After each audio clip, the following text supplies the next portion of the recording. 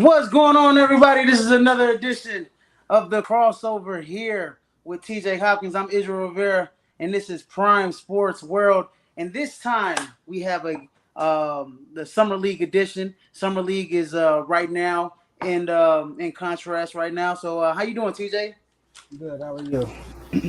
Doing good, man. Doing good, man. Just enjoying this weather, man. Looking to just knock out another, edition of the crossover here. And if everybody would love to please like and share the podcast, go ahead and join the NBA Supreme Facebook page. We're on YouTube and Twitch and Facebook. But TJ, we have a lot to talk about, including the summer league and some other things that are going along in the NBA.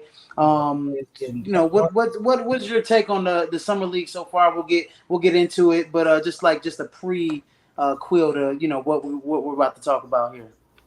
It just shows how progressive the NBA is, because in the past there was no way summer league was ever televised, like not like how it is now.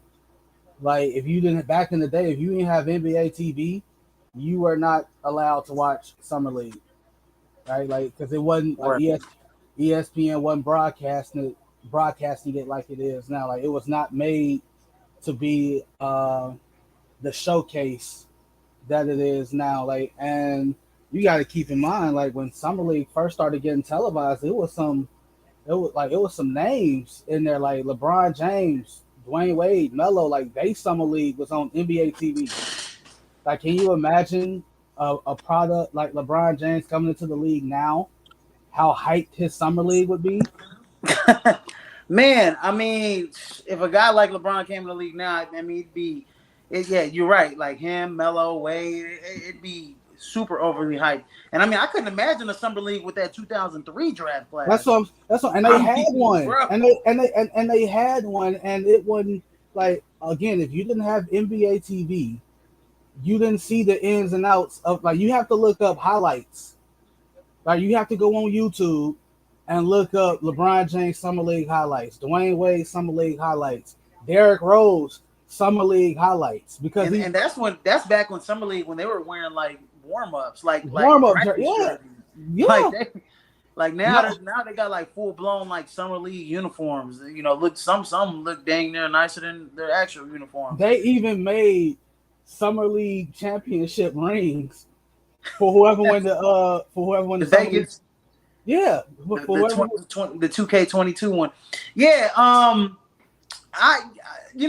it's actually, like you said, it's evolved quite a lot here, because if you think about it, and I'm gonna go ahead and share the link so anybody could join as well. But if you think about it, man, they have the California, they have the Golden State Summer League, the one that was in California, and then they have the Utah Jazz Summer League, and then you have the big shebang, which is the Vegas Summer League, which all the teams are participating, and all the teams are you got godly, you have basically all 32 teams, if I'm not mistaken, and they call it the NBA 2K23. So like NBA 2K23 is right around the corner as well. So they're utilizing that in the summer league. So it's pretty cool to see how the summer league has evolved, and I haven't really seen it. You're right, I haven't even really seen it this big. This is, you got a lot of people that are watching the summer league. Like it's like NBA doesn't stop, and it's just like another season. And it's like a lot of people are really hyped about some of these guys like Paolo Banchero, Chet Holmgren, Jabari Smith, and we'll get to some of those guys in a second. But yeah, the summer league is really hyped, and it's a good thing for basketball, in my opinion, for the rookies to get that exposure, and also for some of these other guys to get that exposure. Some of these undrafted guys that've been in the G League for a couple years, some of the journeyman guys, that been, like I said, that were undrafted or whatever the case is, that have been already on like 5-6 teams already. So like guys like Marnie Bricks and stuff like that. Like guys like that, like, yeah, you don't need summer league, bro. Like we know what you are, we know who you are. But like we get into it. Not when I mean get into it, like we don't argue, but we talk about certain players that don't need summer league. Like, bro. Oh yeah.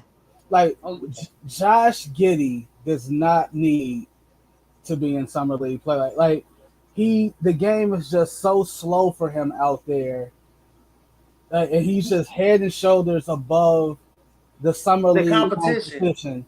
It's just like, bro, Yeah. like, why are you here? Like, you Yeah, don't. he and my thing is for the organization, and we'll just jump right into it.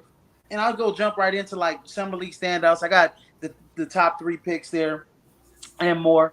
Not top three picks. Josh But Giddey's top not a top two, three pick, and I got top two. his damn name wrong here, for some reason. But anyways, Probably yeah, auto. I mean, let's talk about it. So there's some summer league standouts. Like Chet Holmgren. Chet Holmgren, he had he's been averaging like 3, 4 blocks in a couple of these games. His first summer league game, he looked amazing. He set the Um, record. He yeah, set he the set the record. he Yeah, for set blocks, the right? blocks. Yeah, and then we mentioned, a guy like Josh Giddey, who you mentioned, probably shouldn't even be in summer league. And I got a few players that probably shouldn't be in summer league, but I got a list of standouts so far, in my opinion. Paulo Banchero's been looking good in summer league. Mm-hmm. Keegan Murray's been looking good. He just had a Keegan, good game today, 23 points. yeah, And he hit Keegan that Murray big looks three real yesterday. good. Keegan Murray Yeah, is looking Keegan real Murray good. looks real good. Moses Moody, he had over 30 points the other night. I, Josh Christopher, who was a first round pick, a year or two ago, last year or something. Something like that. Yeah, he's looked good for Houston. Scottie Pippen Jr., undrafted out of Vanderbilt. I'm drafted out of Vandy. He's Yeah, definitely making a he Lakers looked run. good. I'm at bare minimum he on the G League team, but what's his name? Bare Uh, minimum, for real, 2-way contract. yeah, Jaden Ivey was off to a good start. Then he Yeah, rolled. Then he tweaked the ankle the last game, and they just sit down. We don't need you. We don't need you out yeah, there making that worse than what it is. All right, but to the players that don't need to be there again, Josh Giddey don't need to be playing. Isaiah Stewart started 71 games for the Detroit Pistons. Why is he playing summer league? you know what? That was actually and me and TJ, it's crazy because me and TJ didn't even talk about this beforehand, and he mentioned the guy that I was going to mention, Isaiah Stewart. Why is he even playing in summer Why league? is he here? His Why is he first year, here? he averaged 7-7. Last year, he averaged 8-8 with a block, and he started 71 games. He Why is started he even 71. playing in summer league? And there's another guy that's in summer league, Chris Duarte. Why Yeah, is he in why are summer you league? here? 13 points per game. He looked like a seasoned vet when he was playing out there last year with Indiana. He's probably going to be a starter next year. And he averaged 13 and 4 or something like that last season, Like, shooting well from the three. you got you got what's his even I get it, they had a down year, but you got two dudes from the Knicks that literally just played. Jericho Sims does not need to be beat. He does not need to be playing summer league back. He's way too physical to be playing against rookies and second years. I mean, I get it, he's a second year player, but like you can tell he's played NBA basketball. Yeah. Quentin Grimes does not need to be playing summer league, bro. Like you played games for the Knicks. You were in the Knicks rotation. Yeah, it's not like these guys wasn't. Yeah. Like you do not need to be here, bro. Like why? Who's Why? another one? Cam Thomas. Right, Cam Thomas for the Nets. Why, bro? Like why? Like now, Bro. I put stuff like that. I put stuff like that on the coach staff because him and Day'Ron Sharp for sure should not be playing. They shouldn't even have to be playing in summer league, right? Like if Nash and the crew would have just utilized them correctly, like Cam Thomas, Day'Ron Sharp, and Kessler Edwards are on the Nets summer league team. They don't need to be here. Another thing about Cam Thomas, I mean, last year he was the summer league. If I'm not mistaken, he was the Vegas summer league MVP. He was averaging like 30-something a game last year in summer league, and then this year he comes out, he averages it was like 20-something a game. Then this year he comes out, he drops like 33 or something like that. He looks like it's just like Josh Giddey. He's like way faster in the competition. He's like much better than everybody else out there because you got a whole bunch of undrafted guys that's trying to prove themselves. And he that's was a spot you can give to somebody else. And he was a co-MVP. Like him and Davion Mitchell split. Yeah. Co-MVP, but like it's like, bro, like what? Like now, don't get me wrong. Like while it's entertaining, excuse me, while summer league is entertaining, it could also be very, very, very, very, very misleading Right. No, so Chet Holmgren, yeah, while he's had some standout performances, let's not act like, after that first game in the Utah showcase, he goes from 6 blocks in one game to 2 blocks the next game, right? Like Getting that, dominated by his old and, Team USA teammate, Kenny and Lofton Kenny Jr. Love, right? Like it was evident, like, and this has been my gripe with you when you express like your fanism in what's his name, Victor. Victor Wembanyama. He's gonna like he gonna face the same, like it's easy to neutralize shot blockers with that body frame, right? All you gotta do is go into them. You like, and they can be moved, right? Kenny Lofton, 270 pounds. He is moved. He was moving Chet and Holmgren. he's only like what? Six TJ, he's only seven. like six He's foot 6'7". six, He's six six six, foot seven. moving him out the way. Like But he was so, pulling up. He was pulling up step back jumpers on three like and it. draining them.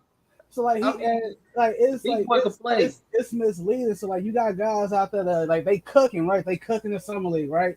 Then all of a sudden when the real you dig start, it's like, damn, bro, like you was killing in the summer league. Okay, yeah, that's summer league. I'm not like Mm-hmm. the guys that you play on in the NBA aren't, like these are established vets, right? Like that's why like what's his name? Like Denzel Valentine. Remember when Denzel Valentine was cooking folks? He was I cooking in the summer league, was man. like he was And summer he league ain't got finals. nothing in the league. He was summer league finals MVP. Like hit a game winning shot for the summer league championship. And then he goes and then he has to actually play NBA caliber players, and it's like, oh damn, you ain't what And I I thought said you something. was. I said something last night because I'm looking at the Bulls showed up for like all the main Bulls players. The core showed up, Mm-hmm. except for like I don't think Nikola Boots, Vucevic is there, Boots wasn't but there. but Ayo was on the sidelines dressed in street clothes. He not playing He summer ain't playing league. summer league. You know what I mean? And I'll get to another stand up. Marko Simonovic. I brought that up. I brought Marko Simonovic. He's looking good too. But I mean, in the pick and roll, he had the one good game. He But had a then bad game, today but yeah, today he had a bad game. But like again, like this is only their second game. Like you got teams like OKC, like they played the Utah Summer League plus this. Mm-hmm. Right? Golden State had their own summer league, right? They played together. And the Lakers was in that summer league showcase. So a lot of these dudes, like this is like their first time playing each other outside of 5-on-5 scrimmages and practices. Right? But Yeah. so like what's his name? Evan Mobley. Right? Evan Mobley was he? No, he won rookie of the year. Yeah, he was. He was rookie. No, he wasn't. He was runner up for rookie of the year. Yeah, Scotty Barnes. Scotty Barnes was the rookie of the year last year. He ain't like the Cavs are playing right now. He ain't playing. Yeah, his brother's playing. Isaiah Mobley playing. His older brother. Right. His older brother at that. He's there supporting his brother. Right. Yeah, he there supporting his brother. Yeah, when I look at like a guy like Killian Hayes, he's playing too. He needs to be playing. But he needs the reps. He needs to be right. He needs. He a young dude too. He's only like what 19. Maybe 20? 20 years old. Kay Cunningham ain't playing. There's a lot of those guys aren't playing, man.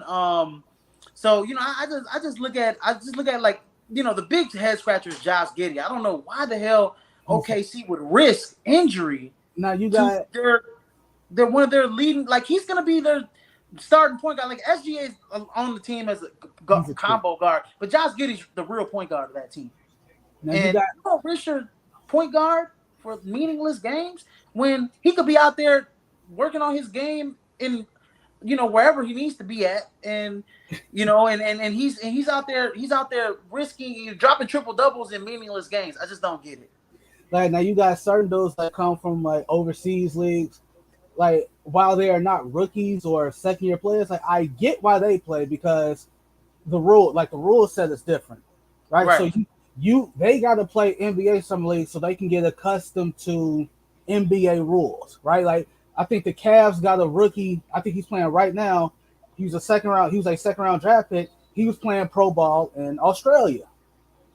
So pro ball in Australia is definitely 100% different than the NBA, right? The rules are different. I don't even know. Hell, the courts might even be different dimensions.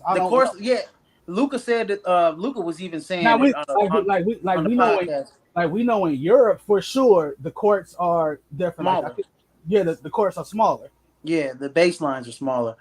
Yeah, Luca even came on JJ Redick's podcast, and he said it's much easier to score in the NBA. I mean, the talent is much better. It's far superior than the Euro League. But he says it's harder because of that rule Because of that where rule. your guy can park in the paint And don't move. He ain't and gotta don't move. move. You know, so you gotta legit have an outside shot in the Euro League. Plus, the courts are smaller, so it's a lot smaller, It's and the easy to game is contact. more. And the game is more, and the NBA is more open. But you can't park your big man in the paint like in the Euro League or like in Australia. It's the same thing. The NBL's got the same rules. But no, So you're right. Some of those guys need to be playing. Speaking of an overseas guy, I'm about to bring up a famous overseas guy that I mentioned that was 2 years away from being 2 years away, and he might be his 2 years away might be this year. Bruno Caboclo. Man, let me tell you. Okay, Bruno Caboclo has looked like a defensive force. Now he's coming off a season where he played in the Brazilian league, which yeah, is not yeah, a he good. had to It's not a great league. he had to go He home. was the MVP in that league, and he He put had, up insane numbers he in had to that go league. home. He had to go Huh? home. He had to go home. Like he had to go Yeah, back home. Like that's yeah. And like so he put up stats where he had like 3 blocks. He put 17 and 7. I was looking at some of his stats, 18 and 8. He was playing good in the Utah Summer League. So I asked you, and you brought up some overseas guys. I thought Bruno Caboclo was a standout. Do you think this is the year that he actually? I mean, he's already been on NBA rosters before, yes but he is this a year that he's only 26 years old? he Does is. he make a roster and actually get some good minutes and actually contribute? He looks pretty good out there defensively. Well, I think the team that I think the team that he should play on is the one he's playing on right now, like the Utah, like Utah. Like you're clearly gonna need some presence down below, which is I'm kind of hoping that not only that Kabaklo makes the roster, but selfishly I'm hoping Kofi makes the roster because he was on a summer league roster too, right? I think he makes it on a two-way deal. Because Bruno's ability to play basically all three front court spots, right? Like you can play Kabaklo at a small power or center, like if need be. But yeah, like that 2 years, like I will never forget that, bro. Like, and it irked not just me, but it irked a lot of people when Fran Fraschilla basically went on national TV and like when he went the 2 years away from being 2 years away. That means you're telling the crowd, the public, and Raptor fans who drafted him, the team that drafted him, you just drafted a guy who's nowhere near ready to play. You wasted the draft pick, basically. Nowhere near ready to play. And you were telling you're basically when you say 2 years away from 2 years away, that you're saying that in 4 years he's actually going to be ready to play in the NBA, which was 2020. You brought it up. You're like his 2 years away was 2 years ago, but then well, it actually was 6 years because he actually looks like a formidable player. Like I mean, if he couldn't play, he actually he would be out there aloof. He looked like Taco Fall in my opinion. Like he's 6'9", That's 220 pounds. You know, like he got 7'7" wingspan. His wingspan, his arm stretched for days. he got drafted in 2014, right? 2014. This is his role, right? He was playing pro in Brazil before he got drafted. And he gets drafted by Toronto. He was there for 4 years, but he was literally just buried. Like we barely saw him unless it was garbage time. G League, Sacramento, G League, Memphis, G League, Houston, back in Brazil. Right? Like That's a hell of a journey. that's a journey, right? Like and 2014, right? When he got drafted, 1.3 points a game. Like this was a guy who was drafted 20th. Right? You're a top 20 pick. Now, we could be saying, see, if Giannis didn't pan out, we could have been saying the same thing about Giannis because he played in that Greek league. He played in the B League. He didn't even play in the top Greek league.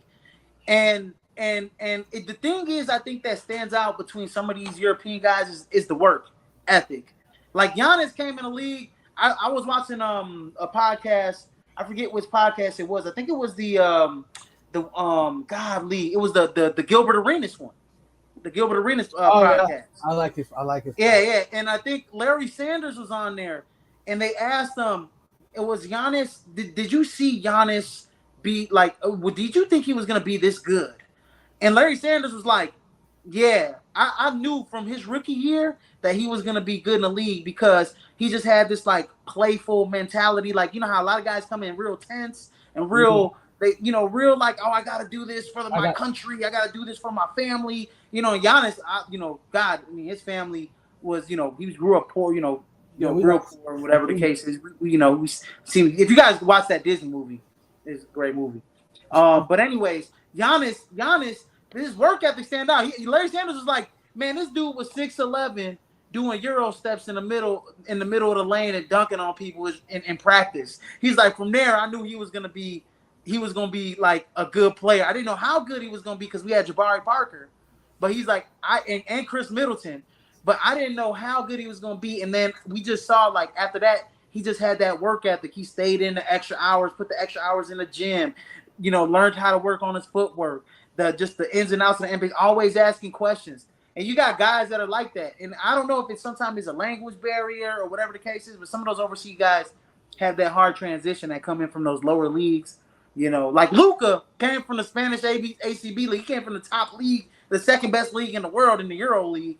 And he but was Luca playing pro is basketball since he was like 14. yeah, So and Luca is also fluent in like 3 or 4 different languages. Like yeah, uh exactly. he speaks Slovenian. Obviously, he speaks English. He's And fluent in Spanish. Spanish. Like the guy speaks 3 different languages. So he was going. I feel like I had a feeling like no matter where he went, he's gonna be fine. But it's they. I think what's today? Today's Sunday, right? Today's Sunday. Yeah. Monday. Like so tomorrow, back to the summer league hype. You got number one and number two playing against each other. You got Bankero and Chet Holmgren playing against each other. I have not seen a number one, number two summer league matchup this hype since Wiggins and Jabari the year they got drafted. Right? Like I remember watching that on national TV, like on TV, and the same arena they in right now, the Thomas and Mack Pavilion, packed. They couldn't even get no more standing room in. It was packed because they wanted to see these two young dudes play against each other. Right? And we were also robbed of a potential Bankero Holmgren matchup in the NCAA tournament. Right? I also feel like we were robbed of that in general because when you got guys like that in college, you got to do your damnness to schedule those dudes against each other. Like they got to Mhm. play. Like we got to see them play against each other at some point outside of before we get to the summer league, right?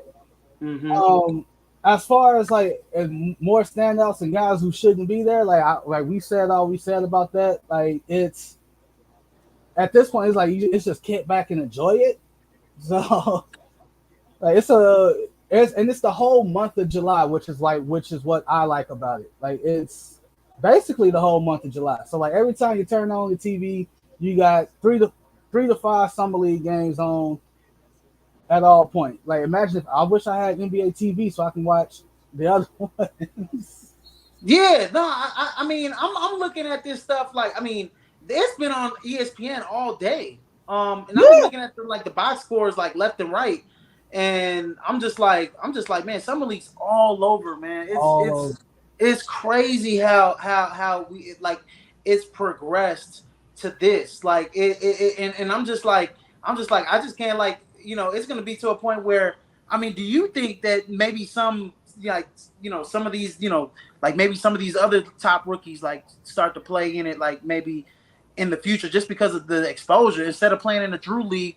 Like what if like what if DeMar DeRozan, like not like what if some of these other vets played in some of the summer league games, like one or two of them played? They don't need to, and like this is the thing, we don't need to, but is it better like than playing in like the Drew League or something like that? Well, You know what I mean? I'm not gonna say that because I'm gonna leave the Drew League alone because the Drew League has become its own thing, Mm-hmm.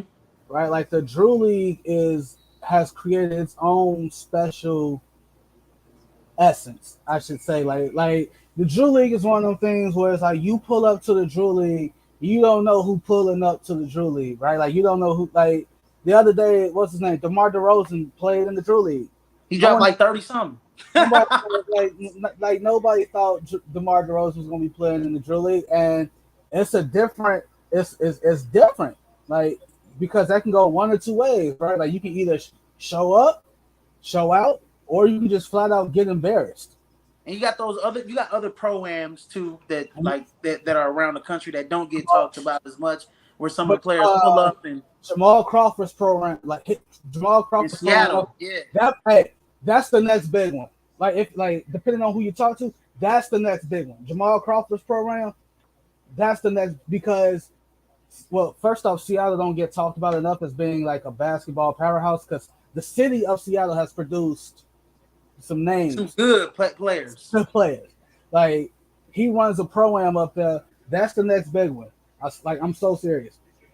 Yeah, no, you're right. And like I said, man, you got like the Drew League and stuff, man. Like those programs, man, they pack those arenas, they pack those gyms, man. I mean, wall to wall, standing room only. Everybody in the city. I mean, it's the only ticket in. It's not the only ticket in town, but it's the ticket where you want to be at. Right. Everybody wants to be at, and it's just kind of like the almost the essence of like maybe going to like a Rucker Park. I mean, it's not the same thing as like going to historic Rucker Park in New York, but it's kind of like that same feel. It's like, oh shoot, DeMar DeRozan, KD. Oh, I mean, Trey Young coming into town. And it's also Like, one of the things where it's like give it time, right? Because I had to be a Debbie Downer, but hey, we possibly looking at a lockout next summer. So we might be back to NBA players pulling up to Rucker, pulling up to that one park in Chicago. I forgot the name of the park that's in Chicago, that all the hoopers be at.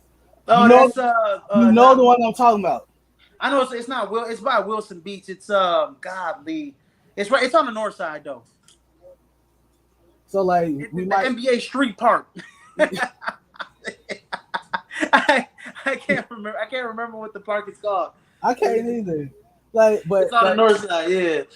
But stuff like the summer, like you can use the summer league and the Drew League to like it may not be an NBA contract that you get, but you show out enough in the summer league, you might end up back in the G League. You might get a pro contract overseas where you're making more money, right? Like LiAngelo Ball literally just balled out in the Drew League, and he was able to parlay that into a re-sign with the Hornets G League affiliate. Right? So if you go out there, you put in that work, who knows what can happen. Right? But again, I'm still sticking on the hill that certain players need to be playing. Foster Beach. Okay. So Foster Beach. That's the beat. That's the part the court in Chicago that everybody be pulling up to. Like that's the big I'm gonna say one of. Yeah. One of them because I mean you could play it virtually anywhere. But yeah, no, and then also you have like we're gonna get into some off-season basketball. We'll probably talk about later. But the basketball tournament got like 71 former NBA players playing in that too. You know what I mean? And that's televised on ESPN too as well. And the NBA has taken the Elam ending. In the All-Star game and taking that ending and put it in the All-Star game. So, there's a lot of good off-season basketball that's here to be played, but the Summer League is definitely one of them. Moving on to moving on to the next subject, and we do a little something here where we'll bring it back. We do a little something here called Something Nothing Everything. And, I got my man Damian Lillard up there. I got my man James Harden up there. So I'm gonna ask TJ and I'll participate as well. So the first topic is James Harden opting out of his $47.4 million deal. Yes. And signing a $32 million deal, 2 years, $32 million deal. The $32 million is gonna be for next year. He took a $15 million pay cut. Yeah. Just so they can have some cap space. They re-signed his boy PJ Tucker, so they had some alleviation. I think he's gonna get the $15 million. I think he's going to get 35.3 in year 2. So it's a 2-year, $68 million guaranteed deal. Is this something, nothing, everything? What is this, TJ? Well, him taking the pay cut is definitely something because it's unexpected. Right? That's like I'm being facetious when I say this. Like this is him saying I don't deserve a max contract. I'm not playing. I haven't been playing my best the last couple years. I've also been hurt. So I'm not saying I don't deserve it. Like no pro athlete is ever gonna say they don't deserve a max contract. I was just trying to be funny. But in all seriousness, James Harden didn't deserve a max contract. He did not deserve a 200 and whatever $1 million contract. Like no, like whatever max Philly could have offered him, he didn't deserve that max. Like Patrick Beverly, I get it. You going to bat for your boy. Ever since you've been on ESPN, you've been saying James Harden deserves basically a blank check max. No, he does not. He doesn't. Patrick Beverly does not deserve a blank check. Who No, the no, hell? no. Patrick Beverly was saying that about Harden. Oh yeah, no, no, oh yeah. No, But, no, James Harden. Yeah, but, James Harden doesn't deserve a blank check until he does something in the playoffs. He don't like, deserve. There's a cap on him. like, There's got to be a cap on him. like me and David. No, I was talking to my older brother and my older cousin. We have a group chat, the three of us. I was like, yo, I feel more comfortable giving Zach Levine what his max was versus giving Harden 200 another 200 plus million, right? So that's something. The way his contract is structured, so they could try to go out and sign more players, is also like that's also something. So you like this is kind of like a two-parter because like that's him recognizing like, hey, we need more around us to be successful. That and like it's they also got question marks about two dudes on that team. I'm gonna just keep it a buck. And the question marks are about Tobias Harris and Matisse Thybulle, who was in trade talks and could probably still get traded. Like nothing's off the table. So yeah, it's something. I mean, like I don't know what to really expect from Philly this year. I don't know how good PJ Tucker really, It's moves gonna the move that needle. yeah. I don't know how much he really moves the needle for them. I mean, godly, I just think of the game 7 against the Celtics. My man's played 20 minutes. He didn't even play the second half. And it's just like he's literally if he's making his open 3-pointers, then yeah, hell yeah. And he's literally, he's a defender and that's it. I mean, he's a guy that's gonna give you 6 fouls and he's gonna make it tough on the other team's probably secondary player. I don't know about their primary player, but their secondary player. This is definitely something. I think it just shows that James Harden is willingness to, take less for right now, and so it could alleviate the cap, alleviate some of that salary that Philly has. And I think it just shows that he isn't a selfish guy. That mantra that he gets in around fans, that he actually is a team player. And so I think James, I think it is definitely something for that. The next one, Damian Lillard signing a 2 year, $122 million extension through 26-27. So his new deal, all in all, is going to be worth $225 million, which he's well. I mean, he's worth it, right? He's worth it. 59 million in 25-26, and then a whopping 63 million dollars in 26-27, which he has a player opt out, and I gotta laugh at that because ain't nobody gonna opt out of no $63.3 million in that last that 5th year. So what is it? Something, nothing, or everything? It's like contracts like that, like with the opt out, right? Like Russell Westbrook didn't opt out of 47.3 million, right? What the hell makes people think Dame is gonna opt out of 20 million more? That's basically $67 million, right? And the one thing you got to do is like I don't know if Dame is really for the cause or just foolish, because we already know Portland ain't winning no chip no time soon. Not current. Like I don't think there's any moves that they can make unless they get like KD that's really gonna put them over the hump. But like, we know what they are, right? Like you was big on Anthony Simons, like you still are. I'm still big on Anthony Simons. I mean, he signed a $100 million deal, and they were asking who's picking up the check. He said Anthony Simons. Anthony Simons picking up the check because I'm pretty sure Dave's like, man, shit, I've been picking up the check for this kid's first 2 years in the league. but at the same time, it's like so He like worth it. you like he is like, and I get that Portland small, what's it, medium sized market. It's they basically the only ticket in Portland. It's I don't know how it's something in the terms of like the superstars, right? Like I don't know who the next superstar is for that's in line for a max or an extension like that. But all they got all they got to do is say like, hey, Dame making about in the year 20 what in the year 2020 26, 27, he making $63.3 million. So like, I'm on hey, 65. And I took my team to the playoffs. I gotta make a bare minimum. You gotta match what he got.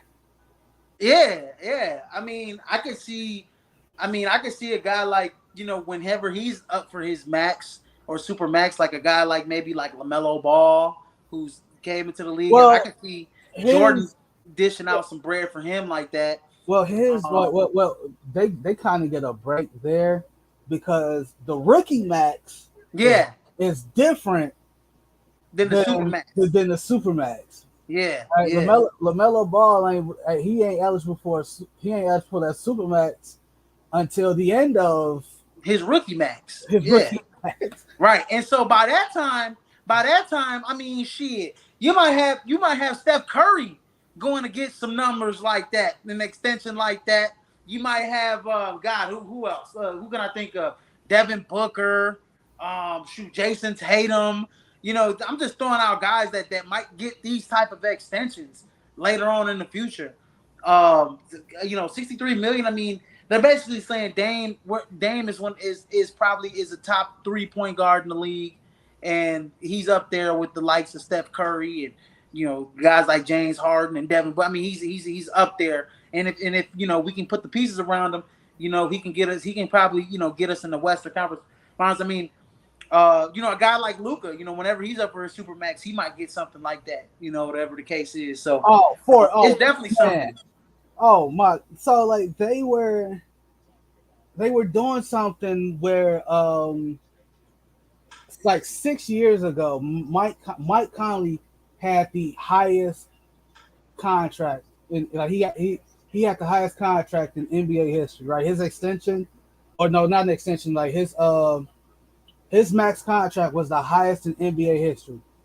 6 years later, 6 years. That's all it took to make that contract look like a damn steal, right? Because you got to think about this. Like the highest paid contract now is Joker.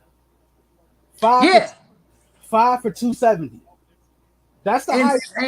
Insane. But he's a back-to-back league MVP, and I mean, when you talk about your big man who's getting constant triple doubles. He's constantly. I mean, he literally willed the Denver Nuggets into the playoffs, in my opinion.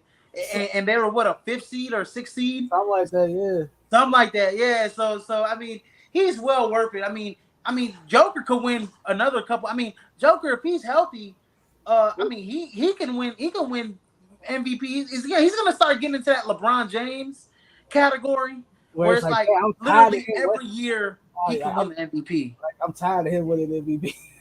Yeah, I'm tired of him winning MVP, so we got to give it to somebody else. It's just like defensive player of the year. I'm tired of giving it to Rudy Gobert, so let's just give it to somebody else. Let's give it to Marcus Smart. Okay, you know what I mean? It's just like, and you said it too. Like, block shots shouldn't be the key. Reason why. Because that's why Dwight Howard was getting those awards and stuff like that because of block shots. But in Dwight Howard's defense, like he was blocking 250 shots a season, right? Like that ain't never been done before. Yeah, like consecutive. Never will be done before. Never will be done. Next, something, nothing, everything. Danilo Gallinari finally got waived, and then he immediately. We already knew this was going to happen. He signs a 2-year, $13.3 million contract with the Boston Celtics, and the second year is a player opt out, but it's fully guaranteed. Is this something, nothing, everything for the Boston Celtics right here? It's something because it's like it adds depth. It adds depth. It adds more size, like more front court size. Like we kind of saw how they kind of how they were kind of limited once Al Horford came back down to earth Mm-hmm. in the Or when final, he came out the game, or when he came out the game. Like Robert Williams is not that's not his game. So right, and the Warriors are really able to key in on the Celtics key guys like Jaylen Brown and Jason Tatum because no one else was really able to not be that stretch dude and knock down shots. Like Grant Williams also came back down to earth after that series he had against the Heat. So like yeah, it just adds more to what's already a really good team. The Chicago Bulls also offered Gallinari a similar type deal, but when they found out that he was just going to he's going to sign with Boston, that's when you saw the that's when you saw the Bulls re-sign Derrick Jones because him and Derrick Jones got the same contract basically. mm-hmm. So that's like the Bulls were really trying to go after Gallinari, but at the end of the day, it's free agency. You're a free agent. It's the player's choice, right? So Gallinari wanted to go to Boston. Boston just went to the finals. I can't blame them for not wanting to come here, right? Like, Yeah, I mean, and I definitely think it's something. You're right, and for all those points, I mean, last year he averaged what 11.7 points a game. What was it? Mostly off their bench, and he shot 38% from three. So when you're shooting close to 40% from three, I mean, you're a coveted guy in the league. And then in his 13 seasons, he's averaged what 15 and 5, basically, essentially. mm-hmm. So I mean, he's made what I'm looking at the stat. He's made 1,426 career 3-pointers, the fifth most by a player that's 6'10" or taller all time. That's crazy. That's crazy. That I mean, that's according to ESPN like stats and information. all of that.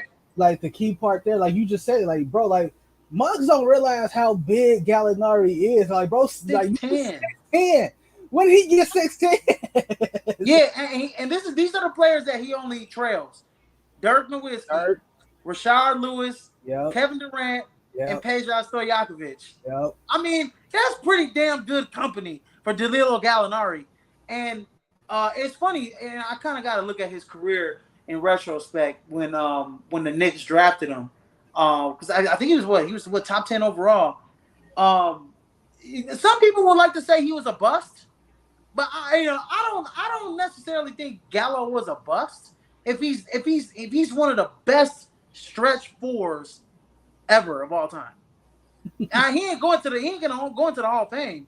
But I mean, would I take Gallo over a guy like Tony Kukoc? Hey, maybe. Would I take? I don't know. Yeah, I'm just saying. It's just when I look at those stats, man. I look at the guys that the company that he's in there with. I'm like, and he averaged like 15.6 and 4.8 rebounds, and he's shooting the lights out like that. And we know you can't leave Gallo open. So like when Tatum and Brown kick it out, bam, to him, or even Marcus Smart, he's not. I mean, he's 5 out of 10, he's gonna knock it down. So I think it is definitely something for Boston, and it adds. And then they also added Malcolm Brogdon. I don't know if we talked about Malcolm Brogdon in the last crossover. Yeah, we did. Episode. But yeah, adding Malcolm Brogdon. I mean, the Boston Celtics are prime. I mean, I'm going to go out. I'm going to say this. I think I said it last time. I'm thinking it's going to be them and Golden State again in the finals. If considering the fact how these other Western Conference teams play, how the Clippers play. I mean, I think you and David kind of got on me with Kawhi Leonard, and but they had John Wall, so. You never know, but like I said, I think Boston is priming themselves. We ain't getting on you about the Clippers, but it's they gotta play, man. Like they have to be there, right? Like it's all fine and then, like, cause like you're not alone, right? Kendrick Perkins is talking about the Clippers. A fair few amount of people are talking about the Clippers, challenging Golden State. But until those three dudes are there, when it really matters, I'm not putting them anywhere. I'm not putting them ahead of Denver. right? I'm not putting them ahead of Memphis or Dallas. Mm-hmm. By rule, I can't. Right. Have, like by rule, I can't. Haven't seen them. Yeah, we got. Yeah, that's that. No, you're definitely right. We definitely got to see him. And then the last topic on something, nothing, and everything. We had Jody Allen, who's the owner. She's the president of the Paul Allen Trust. Paul Allen, who was the Seattle Seahawks owner and the owner for the Portland Trailblazers. He died in 2018, and he owned both of the sports teams in Seattle and Portland, the Seahawks and the Trailblazers. And basically, this comes on the eve, like a month ago, when Phil Knight and the majority owner, I forget what his name from the Dodgers, Smolinski or something like that, I forget his last name, but they offered them $2 billion for the team. And so in Paul Allen's will, he wants them to eventually sell the team. Mm-hmm. When he died, he wanted them to sell the team a year and a half after he died, and sell both teams, and kind of disperse his the earnings or whatever the case is from the sell. And so Jody Allen's like, well, with all this revenue and all this stuff, it takes 20. It's complex. It takes 10 to 20 years to wind out. So here's the quote. She says, "As chair of both the Trailblazers and the Seahawks, my long-term focus is building championship teams that our communities are proud of. Like my brother Paul, I trust and expect our leaders and coaches to build winning teams that deliver results on and off the court and field. As we stated before, neither of the teams is for sale, and there are no sales discussions happening. A time will come when that change is given. Paul's plans to dedicate the vast majority of his wealth to philanthropy, but estates of this size and complexity can take 10 to 20 years to wind down. There is no preordained timeline by which the teams must be sold. Until then, my focus and that of our teams is on winning." So is this something, nothing, or everything? It's That either, I mean, we'll just talk about the Trailblazers because the Seahawks are kind of tied into this too. Something, nothing, or everything. it's everything because what she's saying is BS. Why? Because everybody has a price. It's definitely BS. It's like the teams are not for sale. Bull. What did you say in the group chat? The Timberwolves, the Trailblazers are worth how much now? They're worth $2 billion, but Okay, with the new TV deals that are going to kick in the next couple of years, they're looking at being worth $3 billion or okay, so. okay. Let's just say 2 to 3 billion. Phil Knight and his sales group came to them matching what they're currently worth right now. They said no. Yep. They said no. Okay, fair, right? Like that's basically them saying, if I sell you this for 2 billion, I'm worth 2 billion right now. I'm breaking even. This does not help me. If Phil Knight and them came to them with double that, if they came together and somehow mushed it up 4 to 4.5, you mean you gonna sit there with a straight face and say no sale? Bull. That's what I'm saying. I think it's everything too. I think we're eventually, and I don't want to speak on the. I mean, we could talk about that on the NFL. When we talk about the Seahawks. Yeah. But honestly, I think we're gonna see the Trailblazers being bought out in the next couple of years. In my opinion, I think, and honestly, I think it is gonna be by Phil Knight. I think they are gonna go back to the championship. But look, hey, you know what? We could take this we're gonna buy this team for what, maybe 3.5, $4 billion. Everybody has a price. We have the money. We can Everybody do it. got a price. And we Everybody can has a do it. price. We can come up with we could come up with 3.5, 4.5 billion to buy the Trailblazers, because we know in the next 10 years they're going to be worth that much with all the new TV deals and all of that stuff. And then on the Pacific Northwest, I mean, they're the only NBA team. I mean, the Seattle market watches them. I mean, Portland, the Oregon market watches them. That whole Pacific Northwest watches the Portland Trailblazers. They're literally, the only team in that region. When you talk about Washington, Idaho, boy, Montana, Yeah. all of that kind of goes into that. And they're all, and we're not talking about the Mountain West, because that's like Denver and Utah and all that other crap. But Teams we're that talking about that upper region. region, right? Even up into Canada, that upper region into Canada, right? I think we're talking about the Vancouver. Edmonton and Calgary, right? They're watching Vancouver. the Portland Trailblazers. Okay, so Phil Knight's gonna be like, hey, this team is gonna be worth $4 billion. They're already a top with, I think they're like the 11th or 12th a franchise. I think wealthiest franchise in the league right now. I gotta go do the research on, but it's around that number right there. It's around because like you got to keep in mind they've also been around since like they were really they like well what was it the 70s, like the Bill Walton era Trailblazers, like they won the championship, like they were one of the few teams to oh god, they were one of the few teams like to like make Wilt Chamberlain look ordinary, right? Because you had a guy that could match up against him. Right? Mm-hmm. And that was Bill Walton before Bill Walton started, having foot problems left and right, and was reduced to being nothing more than a role player. Right.